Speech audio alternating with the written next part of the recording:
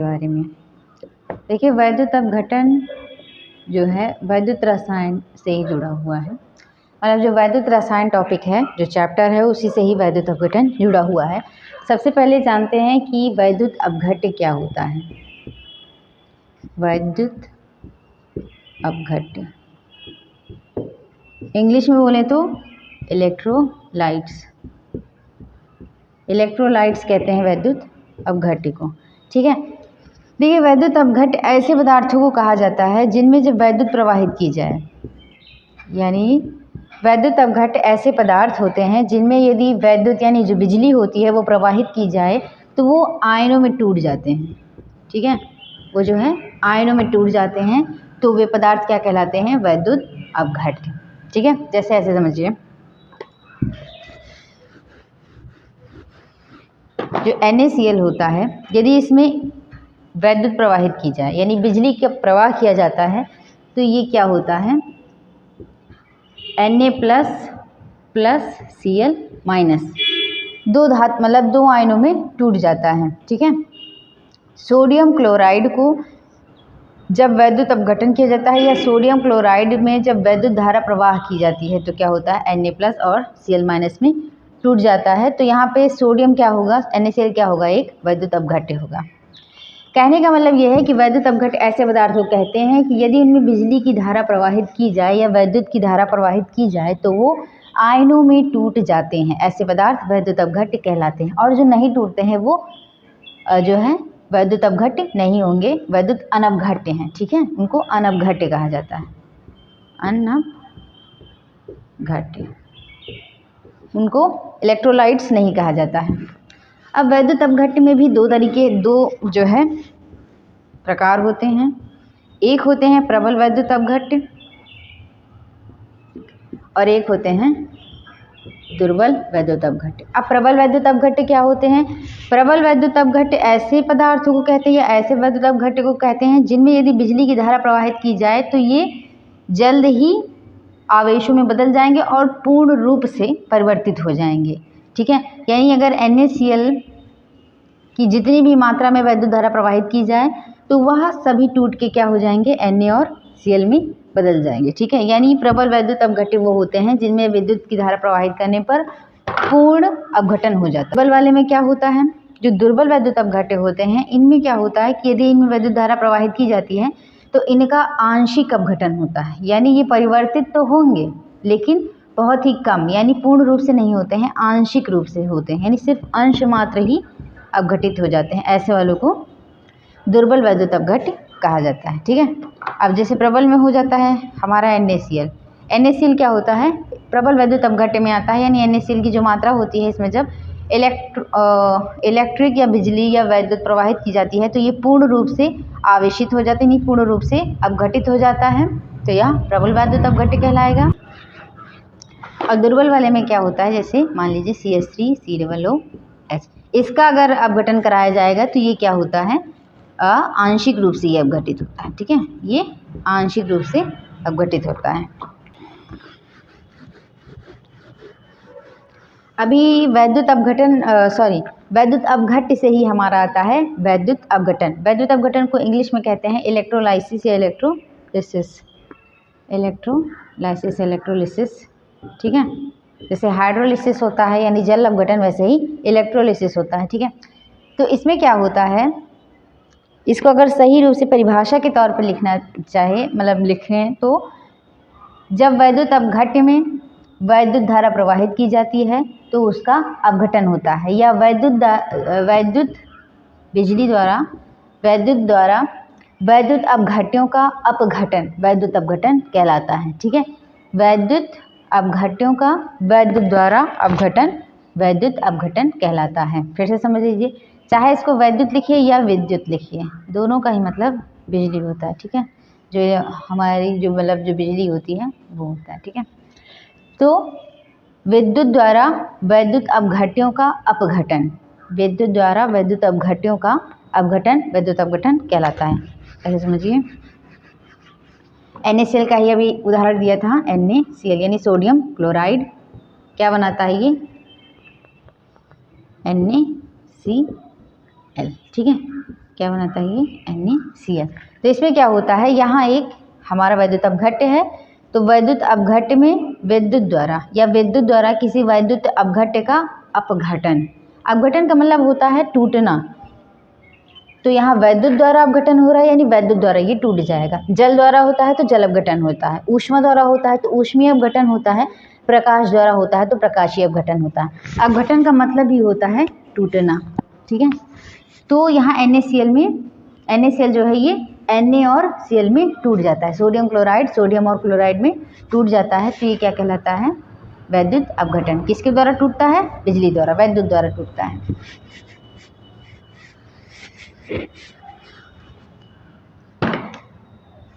अब एक चीज़ देखिए जो NaCl होता है हमारा सोडियम क्लोराइड, ये किस में टूटता है, Na+ में और Cl- में, ठीक है। इसका नाम लिख लीजिए सोडियम क्लोराइड। ये हमारा सोडियम क्लोराइड है और ये हमारा सोडियम पदार्थ और ये हमारा क्लोरीन। अब देखिए जो सोडियम होता है जब इसकी क्रिया क्लोरीन से होता है तो ये सीधा बना लेता है NaCl। अब इसको बैलेंस कर लीजिए, 2Na इधर कीजिए और क्लोरीन गैस के रूप में होगी। अकेले क्लोरीन नहीं हो सकती है तो क्लोरीन किस में होती है, गैस के रूप में होती है। यानी जब सोडियम की क्रिया क्लोरीन गैस से करवाई जाती है तो क्या बनता है हमारा सोडियम क्लोराइड। यह जो क्रिया होती है यह स्वतः होती है, यानी ये खुद से ही हो जाएगी। यानी सोडियम और क्लोरीन को जब भी आप साथ रख दोगे तो ये क्या बन जाएगा, सोडियम क्लोराइड अपने आप ही बन जाएगा। लेकिन सोडियम क्लोराइड से सोडियम और Cl खुद नहीं बनता है, ठीक है। इसको हमें बनाना पड़ता है यानी करवाना पड़ता है, इसको अपघटित करवाना पड़ता है, तब ये किस में अपघटित होता है, सोडियम और Cl में अपघटित होता है। तो ये तो स्वतः प्रक्रिया हो गई और ये हमारी क्या होती है, इसको हमें करवाना पड़ता है बिजली द्वारा, वैद्युत मतलब वैद्युत द्वारा अपघटन कराना पड़ता है। तो अब वैद्युत अपघटन के लिए एक चीज होती है,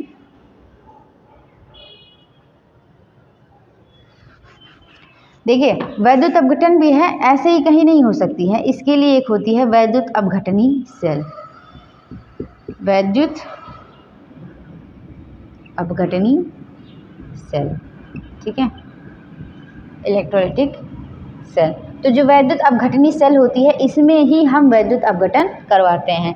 अब वैद्युत अपघटनी सेल में 2 इलेक्ट्रोड होते हैं, ठीक है, 2 इलेक्ट्रोड होते हैं। और इलेक्ट्रोड में अगर कहा जाए तो एक होता है हमारा एनोड और एक होता है हमारा कैथोड, एनोड और कैथोड। देखिए जो सेल होता है, सेल के प्लस वाले हिस्से को एनोड से जोड़ते हैं तो ये हमारा धन ध्रुव होता है, कैथोड को किसी बैटरी के माइनस हिस्से से जोड़ेंगे तो ये हमारा होता है ऋण ध्रुव या नेगेटिव पॉइंट, ठीक है। एनोड जो होता है सेल के, मान लीजिए ये हमारा सेल है, ठीक है, ये इसका प्लस है और इसका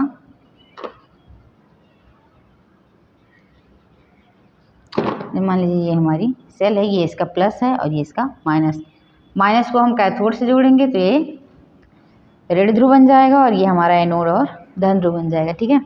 जो इलेक्ट्रोड धन से जोड़ दिया जाता है वो एनोड होता है, यानी एनोड ही हमारा धन ध्रुव है, और जो हमारा नेगेटिव होता है वो कैथोड होता है। अब एक चीज़ और ध्यान दीजिए, एनोड पे जो हमारा होता है वैद्युत अपघटन में, इस पर हमारा ऑक्सीकरण होता है और कैथोड पे हमारा अपचयन होता है, ऐसे समझिए।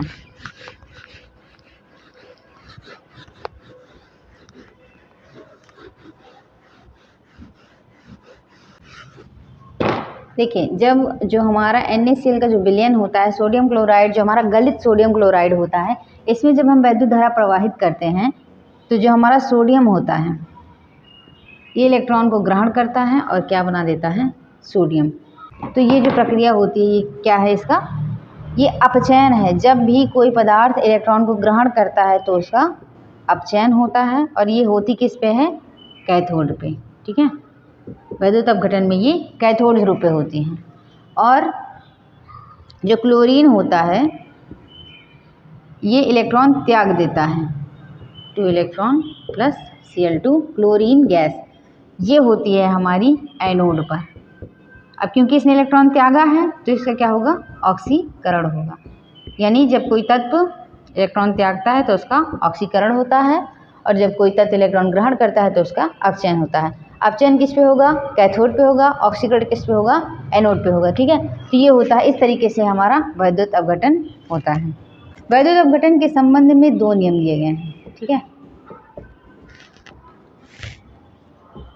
वैद्युत अपघटन के संबंध में 2 नियम दिए गए हैं।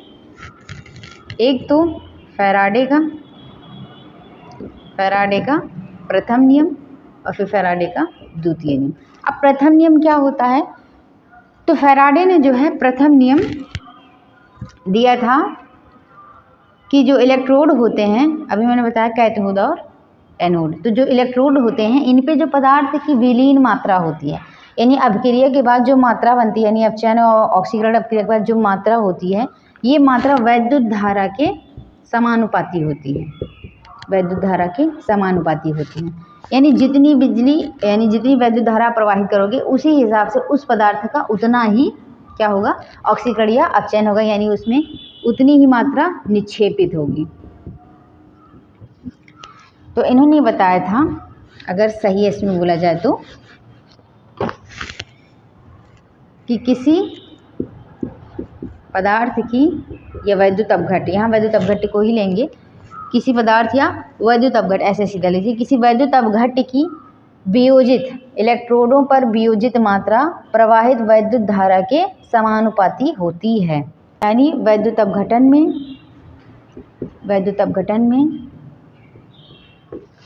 किसी वैद्युत अपघटन में पदार्थ की इलेक्ट्रोडों पर निक्षेपित मात्रा वैद्युत अपघट्य में प्रवाहित वैद्युत धारा की मात्रा के समानुपाती होती है। अगर ऐसे देखा जाए तो, जैसे मान लीजिए W जो है ये निक्षेपित मात्रा है, इसको हमने मान लिया निक्षेपित मात्रा, और Q जो है हमारी वैद्युत धारा की मात्रा है। ठीक है, वैद्युत धारा की मात्रा, तो W क्या होता है, सीधे किसके प्रोपोर्शनल होता है, Q के। यानी पदार्थों की निक्षेपित मात्रा इलेक्ट्रोडों पर वो किसके बराबर होती, वैद्युत अपघट्यों की मात्रा के, यानी पदार्थों की जो इलेक्ट्रोडों पर निक्षेपित मात्रा होती है वह किसके बराबर होती है, वैद्युत धारा की मात्रा के बराबर। यानी जितनी धारा उस पर प्रवाहित की जाएगी उसके बराबर ही उतना ही पदार्थों का निक्षेपण होगा। ये जब हटता है तो उसके बाद क्या आता है, Z और Q। Q एक स्थिरांक है। ठीक है, यानी इसकी जो मात्रा होती है वो निश्चित होती है। अब फैराडे का द्वितीय नियम देख लेते हैं कि द्वितीय नियम क्या होता है।